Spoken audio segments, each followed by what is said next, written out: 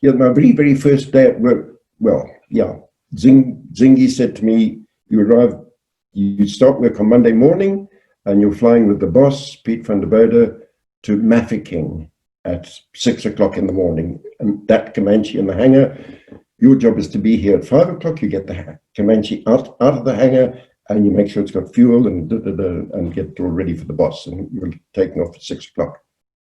And this was the most horrendous. That's the first day of my life in an aviation business. I'm employed as a pilot.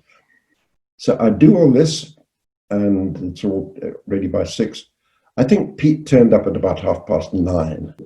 Anyhow, we get in the airplane, and he starts up, and I don't think he said a word. And as we're taxiing out, and he says, "What is the course?" It was the heading. I didn't even know he was talking to me. I thought maybe he's talking on the radio or something. I don't know what the hell he meant. No, he's asking me for a number, a heading to fly to Mafeking. I haven't even got a bloody map. I don't know. Yeah, maps were 2-3 rand then. You know. Anyhow, it is a swift bloody 180 on the taxiway. We go back to the office and go into the office there, and there's a map on the wall with a pin through Pretoria and a piece of string. He says, "Pull it out to Mafeking." And so I do this.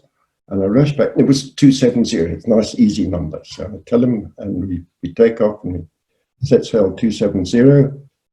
And then, yeah, we get to cruising altitude, and he gets all trimmed out, and he says, "Okay, you fly."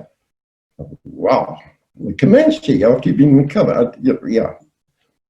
So now he says, that heading, he points at the DI, and that altitude points that. So now I'm autopilot. And then he pulls out a bloody cigar and he disappears behind the newspaper and takes no more interest in the flight. And it's 170 miles, I think, from Vonderwil to Mafeking. So it's an hour's flying in a Comanche. And after 50 minutes or so, Pete puts his newspaper down, looks over the top, he says, "Where's Mafeking?"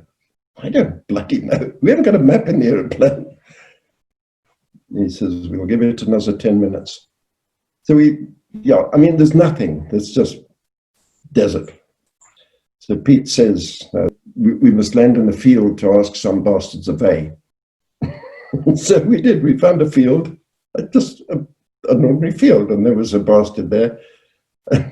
Pete says, "Where's Mafeking?" The guy points north. So we take off and go north. And then it occurs to him a variation. So Pete says, as we're heading towards where Mafeking should be, "What about the variation?"